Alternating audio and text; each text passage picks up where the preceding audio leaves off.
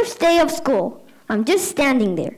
This kid comes up and he said, I peed in my pants. And I'm like, that ain't gonna get you girls, bro. Your game is weak. If I were you, I'd go lay on that beanbag chair back there. It's absorbent. It'll absorb it all. Just 5 minutes in the front, rotate 5 minutes on the back. You're probably good. Seriously, when you're working with kindergarteners, all you're doing is domesticating wild animals. That is all you're doing. That's it. Some of you parents know you have a kid that should have been going to school at 6 years old. They weren't housebroken yet. You know that. You know which one you are. You'd send your kids to school with an extra set of clothes. That's rude. Don't do that. That's rude because that's a mindset. You look at your kids and you're like, there's no way this kid goes 6 hours with the same pants. That is not going to happen. And that's never happened so far. And there's also no way I'm going over there to change those pants. That's not going to happen either. So then I get reminded that I had to go change this kid's pants. I never changed a kid's pants before. When I walked in the bathroom, I'm like, don't tell anybody about this. You stare at that wall, I stare at this wall, we don't make any eye contact.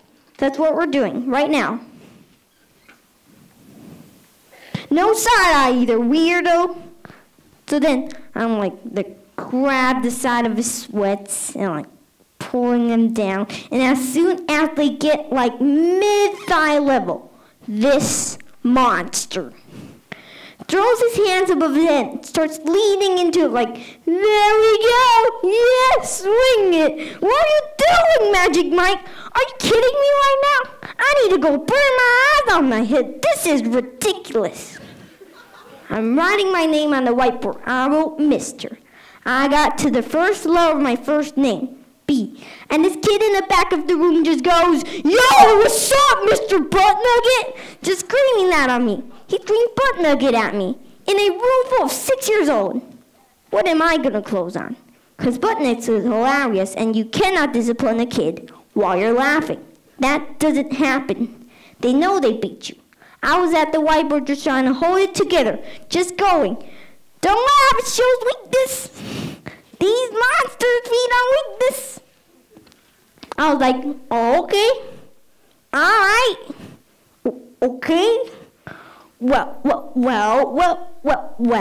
we do not talk like that in this classroom.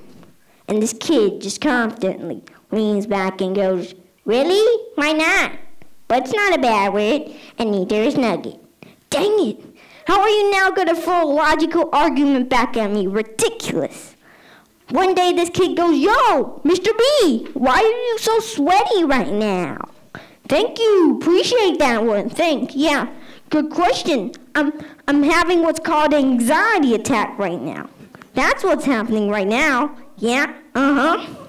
Then it dawned on me that students who challenge their teachers all the time need their teachers the most.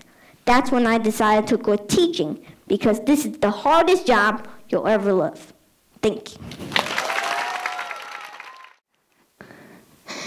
Asian parents. That stereotype of like Asian parents wanting their kids to be doctors, it's weird because it's true, right? I know because my parents are the same way. They just want us to be doctors. It was like this obsession. They just want us to be doctors. And it's insidious as well because when Asian parents want their kids to be doctors, helping people is like at the bottom of the list of reasons. Oh, if it even makes the list of reasons to go into medicine, helping people is like the unfortunate byproduct of becoming a healthcare professional. It's like when they first see that, they can't even believe it. You gotta help people? Well, whatever. Get it out of the way. But don't let it get into the way of what this is really about. It's about the money and the prestige, right? And it's also weird because Asian parents are always the last group of people you can ever convince to see a doctor. they will never see a doctor. They spend their whole lives obsessing over it. Nothing can make my mom see a doctor. There is nothing. My mom could have an arrow going right through her, and she's trying to pull it out. And you're like, yo, Mom, go, let's go see a doctor. And my mom will be like, no, they just want to take people's money. And you're like, then why do you want your kids to be doctors so badly? Because I want my kids to take other people's money. Obviously, the fact that you don't understand is the reason why you never became a doctor.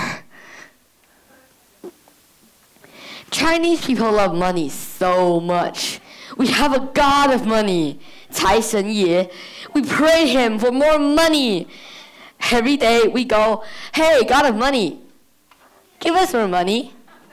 Even during Chinese New Year, the biggest holiday for Chinese people. When we see each other during Chinese New Year, the way we greet each other is we say, 恭喜发财. I'm sure you heard that before, right? 恭喜发财, 恭喜发财.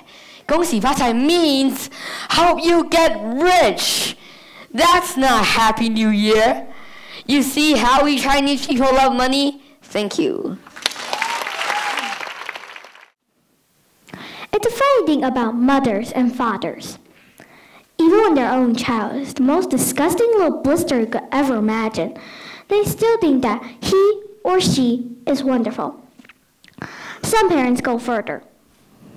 They become so blinded by adoration that they manage to convince themselves that their child has qualities of genius. Well, there's nothing very wrong with all this. It's the way of the world. It is only when the parents begin telling us about the brilliance of their own revolting offspring that we start to shout, "Bring us a basin! We're going to be sick!" School teachers suffer a good deal of having to listen to this sort of twaddle from proud parents. But they usually get their own back when the time comes to write the end of term reports. If I were a teacher, I'd cook up some real scorchers for children of doting parents. Your son Maximilian, I will write, is a total washout. I hope you have a family business that you can push him into when he leaves school, because he sure as heck wouldn't get a job anywhere else. Or, if I were feeling lyrical that day, I might write, it's a curious truth that grasshoppers have their hearing organs at the sides of their abdomen. Your daughter Vanessa, judging by what she learned this term, has no hearing organs at all. I might even delve deeper into natural history and say, the periodical cicada spent 6 years as grub underground, and no more than 6 days as a free creature of sunlight and air. Your son Wilfred has spent 6 years as grub at this school, and we're still waiting for him to emerge from the chrysalis. A particularly poisonous little girl might sting me into saying, Fiona has the same glacial beauty as an iceberg. But unlike the iceberg, she has absolutely nothing below the surface. I think I might enjoy writing the end of term reports. Thank you. Bowing the cat. Once upon a time, the mice had a meeting to figure out how to deal with their common enemy, the cat. Some said this and some said that. Many ideas were discussed, but the mice could not find solution. At last, the young mouse spoke. I have a plan. All we need to do is put a bell around the cat's neck. The bell will ring where the cat moves. They'll be able to run away before she comes. All the mice were surprised upon hearing the plan and started celebrating. Then an old mouse rose and said, the plan sounds good, but tell me one thing. Who will bow the cat? The mice looked at one another in fear. Nobody had an answer. Moral of the story, it is easy to propose impossible remedies. Thank you.